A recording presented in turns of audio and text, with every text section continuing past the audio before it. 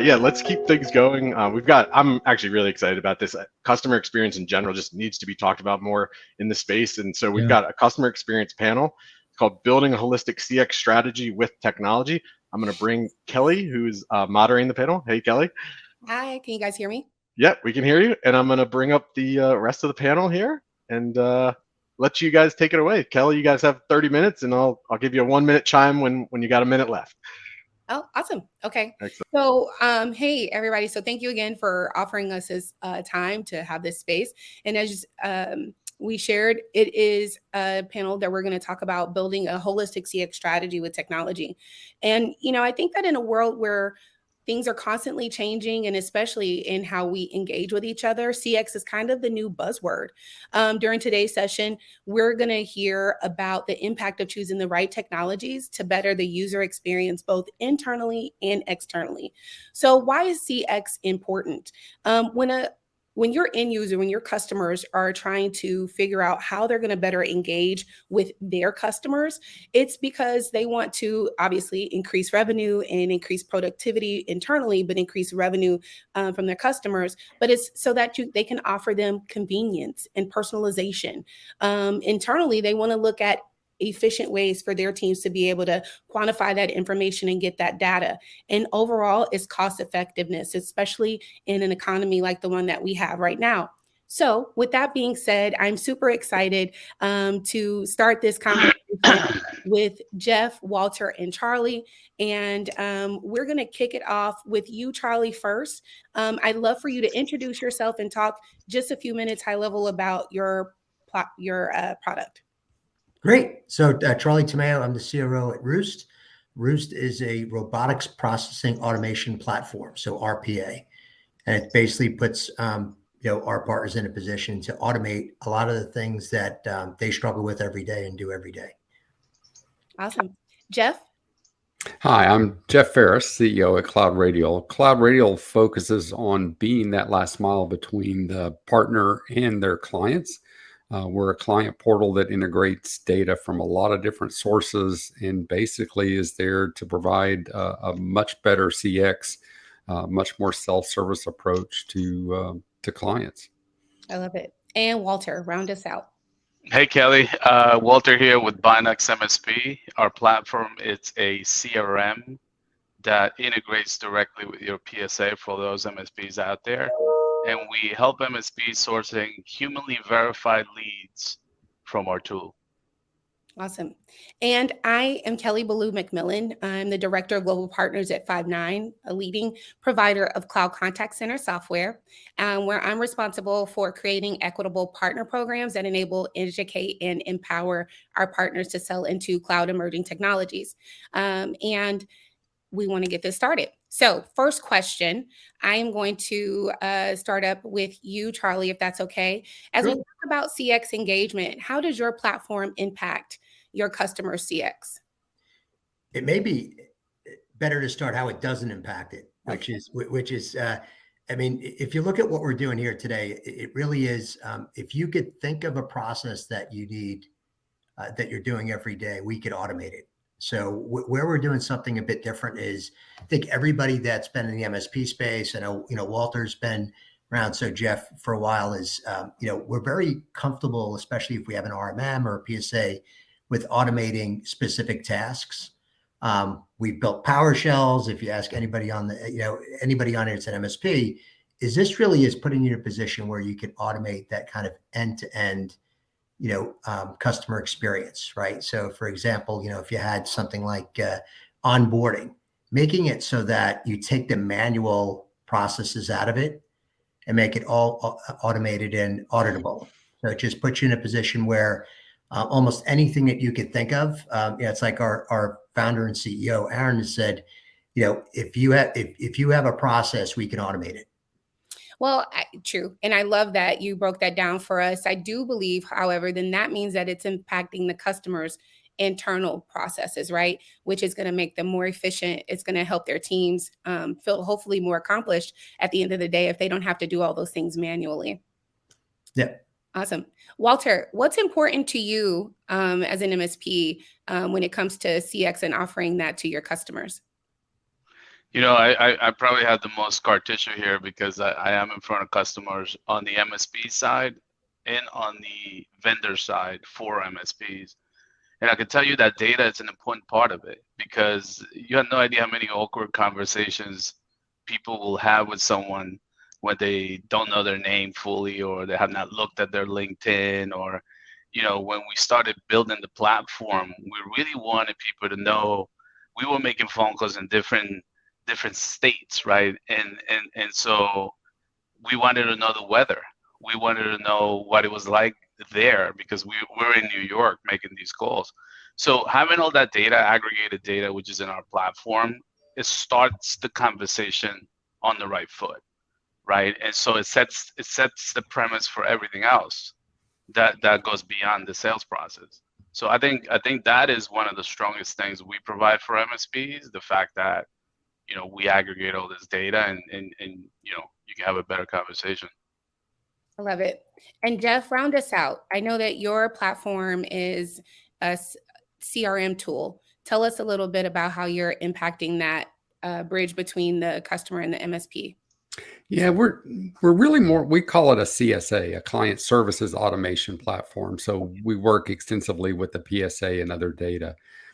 I want to step back for a second on the CX side. And if you think about CX, I mean, a lot of people kind of use Apple as an example of kind of like an awesome CX experience, client experience. And, when you look at that experience, it's not just, using the iPhone or using one of their devices. It starts with the way it's packaged. I mean, the way the way the store looks, the way that people greet you. There's a long line of CX experience that goes into that ultimate client understanding of that partner. And one of the things is you look at the CX side, ultimately what Apple's done, and you can see it in their stores. And again, it doesn't really matter if you're an Android user or not, you can still appreciate it, is they remove friction from every step of that process, right? I mean, when you go in the store, it's easy to engage with somebody on their staff. It's easy to see the products. It's easy to make a decision. It's easy to set it up. It's easy to transfer your data. It's frictionless, right? They don't make it difficult each step of the process. And one of the things, like with Cloud Radio, we're the front, we're a client facing view of what that MSP is to their clients. And when you combine it with data from the PSA, or you combine it with things like Roost, you can create this nice experience with much less friction in the process, right? Because again, ultimately for client experience to be successful, it's got to be smoother than what was there before, right? And what's there now is tickets and phone calls, a process that neither the users or the MSPs really value or appreciate or enjoy, right? And so when you can do things where a user uses a self-service form through essentially a white labeled experience, tie that back with the data from the PSA, tie that back with things like Roost, who we're working to integrate with, really creates that smooth experience so that when a user asks for something, maybe it's just delivered right away, as opposed to having to go through 6 different rounds of email and process. So, the future of an improving CX is all being laid today by a variety of vendors to try to take friction out of this process, reduce labor on the MSP side, but more importantly, reduce frustration on the user side and speed the time to resolution. I mean, I feel like we can almost wrap with that, Jeff, but we're going to keep going. I do appreciate, though, how you pulled all those pieces together, because that is really impactful. But one of the things that we even say here at Five9 is we want to offer a frictionless experience for our customers, but not only just their end users. And like me as a consumer, you want to have a frictionless experience there, but internally, because we do know that labor shortages are so impactful right now. And each one of your platforms are, attempting to make it more efficient, the use internally, so they can get the data, spend the time and their resources where it's going to give them the largest impact. With that being said, I want to touch a little bit on the integrations. I, as a vendor myself, in our background, we like to consider ourselves as a CCaaS platform where we're kind of the control center for all of the other pieces that are going to come in addition to that. And we're talking about holistic technology. So it's only impactful if we talk about the integrations there, right? So for our platform, it is important that we have an integration with a UCaaS provider. It's also important that we have an integration with a CRM tool or an RPA tool, right? How are you, Jeff? I know that you and Charlie's organizations are working on an integration. Why was that integration important, and what is the end goal of that? Yeah, I mean, Charlie, if you want to speak, but go ahead. But from our perspective, it's about building the best solution possible for the clients, right? About bringing together, quality solutions from a variety of different vendors to solve the issue, right? There's not one tool out there that will do everything that needs to be done as well as things can do individually. So it really has to be about integrating these things together so that from a client perspective, it's seamless. But behind the scenes, just like you're doing with Five9, there's lots of components there that make it seem seamless, but it's not, right? Agreed. Yeah, I think for us, it's, this is really a tool that we built purposely. We have a big pedigree in the MSP space, is we built it for the MSPs. And so if you look at what the integrations, like, Jeff was talking about, we're looking at vendors that, not just, you don't have to just do MSP, but very MSP focused from a tool set standpoint, so that we could actually manage those integrations for you. So that's where it's been very important to us to, with the, the PSAs, the RMMs, all these different tools, because now instead of you having to worry about managing APIs to try to connect to it, we're managing all that. So it puts them in a position where it's a lot easier for them to be successful. We also see a lot of collaborations amongst MSPs as they're enhancing leveraging these integrations that we've already built. So for us, it was fairly easy. And we have, basically all of our partners that are coming in and asking, and then, also talking, for different integrations. But then as we work with, our vendor partners, is understanding, are there some things leveraging automation that actually makes their tools better, which is an overall better experience on every side.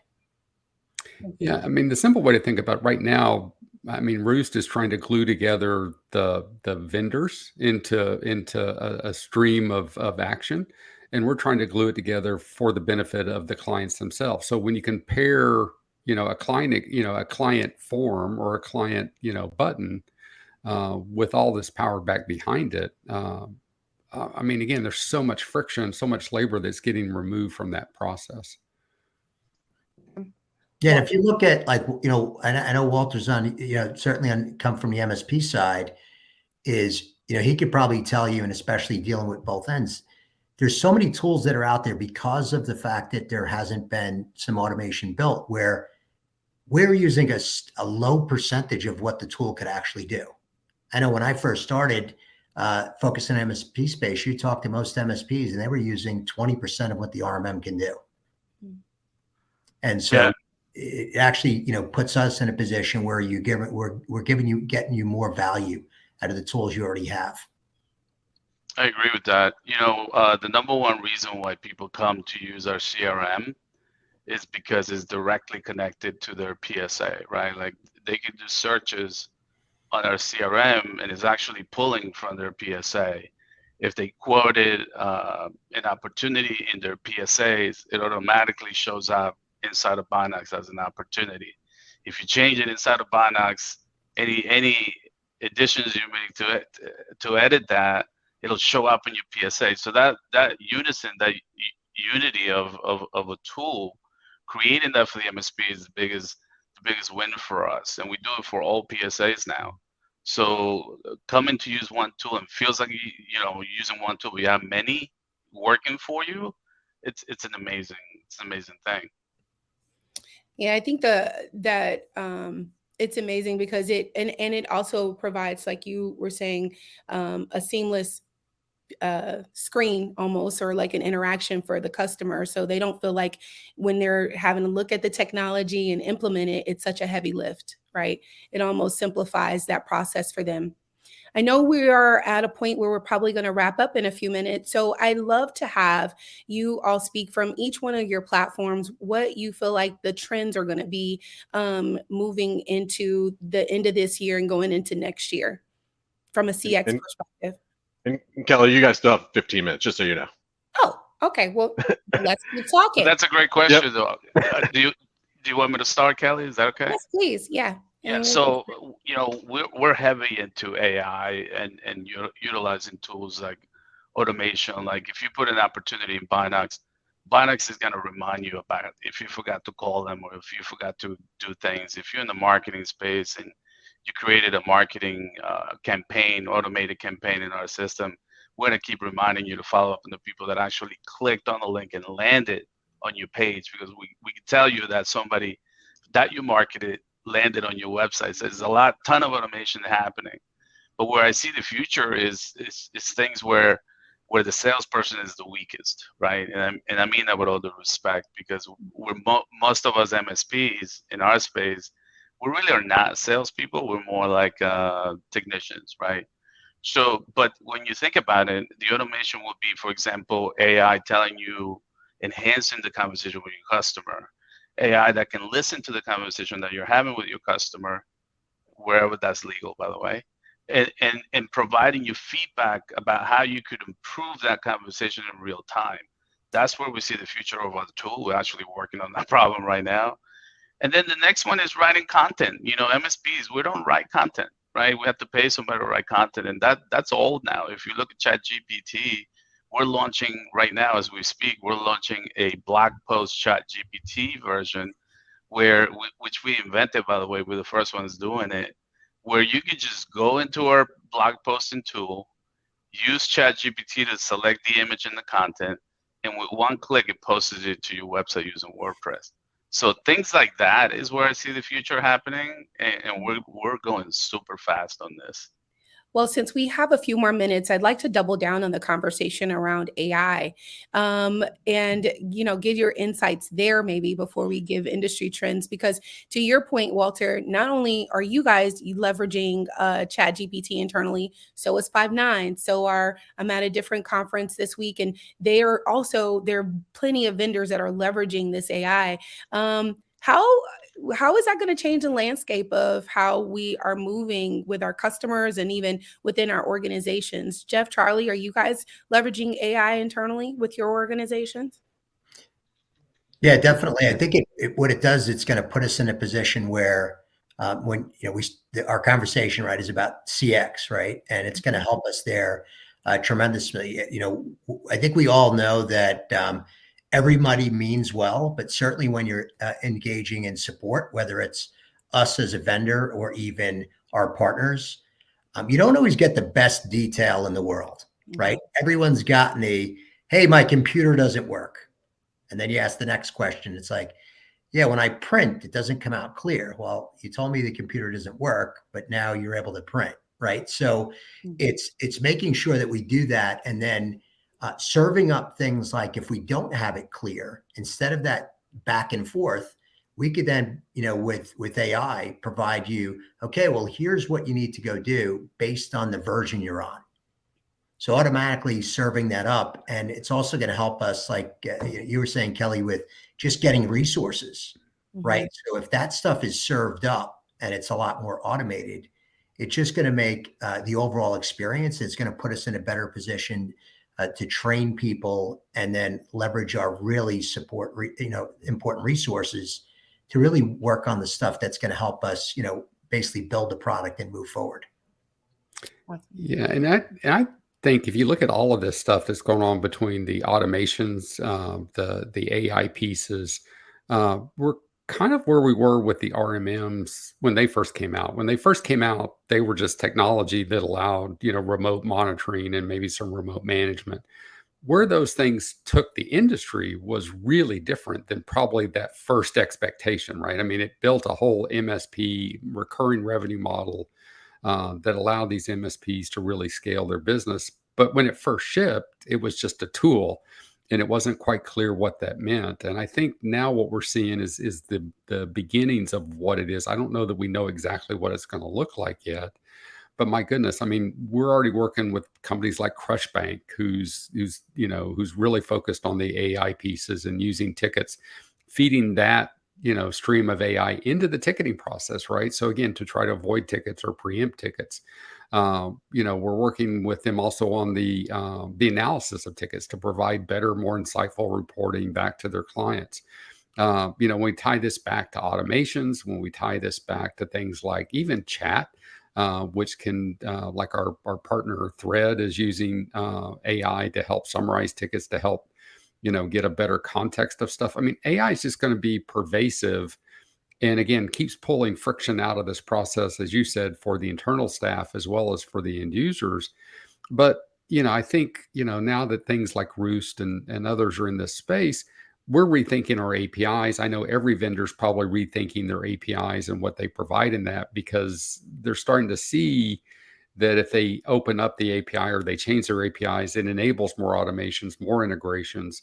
Gartner calls it the composable business, where basically you're buying the best kit from everybody. And because it works seamlessly together, it just works for the benefit of everyone, right? Both the clients and the internal staff. So I think we're just kind of like nipping at the edges right now, and we're having to rethink even things I think with like QBRs and the way those are done. Right now, people spend a lot of time printing reports that their clients don't even really like, because that's the only information that's out there, right? Once you put all that information in something like Cloud Radio, you don't need to use the QBR the way you did it before. You don't need to do QBR at all. What you really do then is open up a lot of listening time with your clients. And when you do that, especially when you listen to what they're trying to do, I think at the end of the day, not only are we going to be as an industry making ourselves more efficient and more automated and more AI-ish, right? But we're going to be doing this for our clients' business, or for our clients' business as well. We're going to help our clients use more automations. If it works for Roost to help automate an MSP, chances are tools like Roost or Roost itself will manage workflows from one place to another. There's already a lot of tools out there that kind of do basic automations, but man, we're just at the cusp of that. And Yeah, I think and MSPs have a lot to do in that regard. So yeah, we really need to think about. So think about this: 75% of MSPs are under 1 million, right, in revenue. So they're very small businesses when you think about it. Now, the issue I see with AI, and I'm gonna go on the negative side, by the way. There's good and bad, right, for everything. So the bad side of it is when people try to replace the human from the experience. My MSP, and then again, there's no pun intended, I'm not selling here, but my MSP just reached this week 350 5.0 Google reviews. To my account, there's no MSP that can come even close to that, right? We checked all over the country. And the reason why I'm telling you that is because I will never replace my service desk the way we do business with a chat, chat to my thing. I will never do that. So I think there's a fine line in there. I think things like content creation. We saw early on in this battle that I think that it's gonna be the companies that will use it the best are the ones that are gonna win to enhance the human. yeah, I mean, remember, it wasn't that long ago we were focused on Server 2012 and making sure we had our we're hiring our techs with Cisco ratings and certifications, and now those aren't necessarily the skills that are highest demand, and that was only maybe 10 years ago. And again, in 10 years, the industry's transformed from being on site to being on cloud.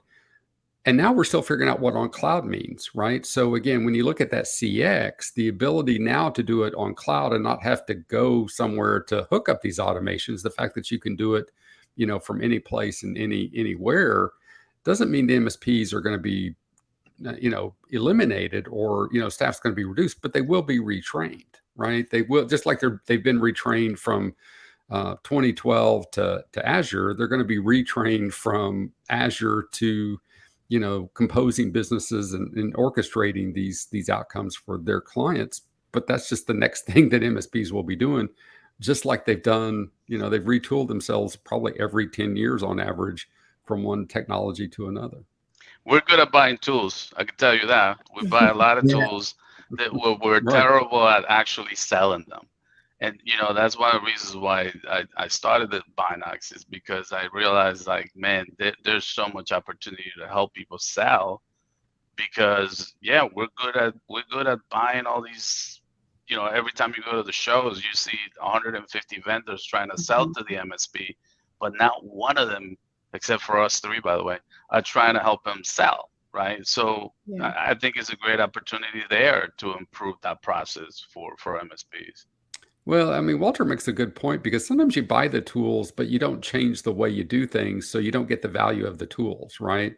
And one of the things that there's a phrase that we used a long time is a change agent, right? And so the tools enable the change, but the MSP or the client actually has to follow through with the change, right? Just because you have the tool in your stack doesn't make you more efficient. Having the tool in your stack that you utilize and depend on, that can make you more efficient, but that requires a change of habits. And I think across the board, because technology is changing so fast and so drastically in some ways, we're still seeing, unfortunately, a few MSPs that are still trying to figure out, Windows Server 2012, as opposed to focusing on what's there today and what's going to be there tomorrow. So a change is just accelerating. It's not slowing down, and credentials that were really useful 5 years ago may not be that useful, 5 years from now. And that's the joy of the MSP space. And that's the opportunity, because there's always a That's the paradigm shift. opportunity.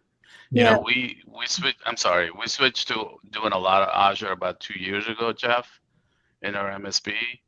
And I'm proud to say the last 5 years we haven't sold a server. Right.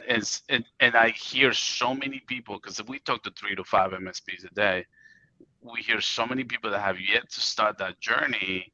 Mhm. And I'm saying to myself, well, wait a minute, you're like 2 years behind now. You got to get going with this, because this is like the old Novell networks to Windows, That's right? right. Which I remember way too well, Yeah. unfortunately. So, Well, with that being said, how often do you suggest that an MSP actually goes back and do an evaluation of the tools that they purchased? Daily.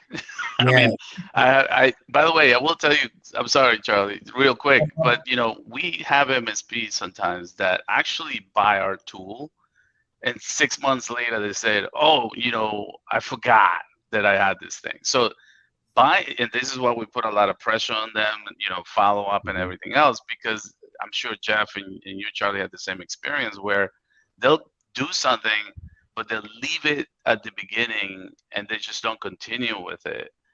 I think you should be evaluating that almost daily, right? Not daily, but at least monthly, weekly. I don't know. On our MSP, we do it monthly. Every month, we go through the whole list.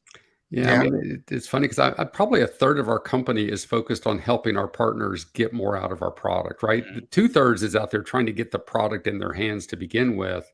And now, as we've grown, we just put increasing resources into helping them utilize it and engage with it, because again, it can be transformational, and we feel a certain pressure to help them transform, right? Again, just having Cloud Radial or any of these tools in a kit doesn't bring about transformation, right? In fact, sometimes it can slow it down if you only implement it, partially, right? Then it's like you've got to do this step, but you didn't hook it all together to get the full benefit out of it. And I can see that with Roost quite a bit, where you do one thing with it and go like, well, that was really hard.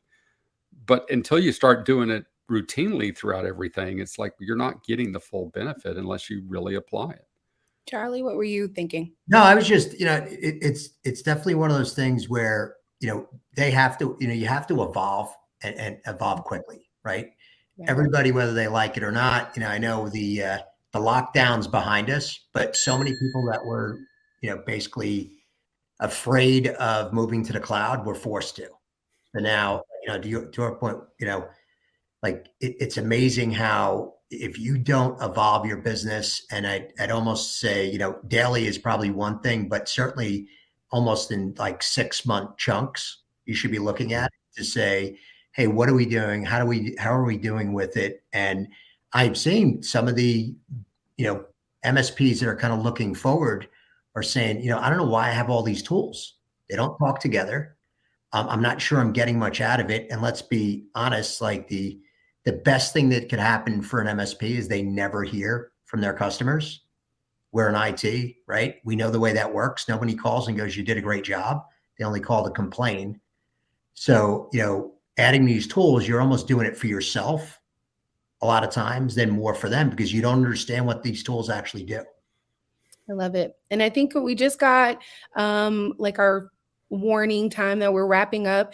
One of the things that I would like to say to close is that I hope that everyone listening can utilize the tools that you all have shared and your insights with how to build out a true practice around building in technology, evaluating that technology, ensuring that it's frictionless so that it's not only helping your customer in their end user, but also their internal team. Because as Walter said, we're not going to get rid of our humans. They still have to deliver that experience. We're just going to use this automation. We're going to use these platforms to help us become more efficient. So thank you so much for your time. Thank you, Kelly. See you, Matt. Yeah, thank you. Thank you all. Appreciate it. And special thanks to Kelly. Yep, thank you.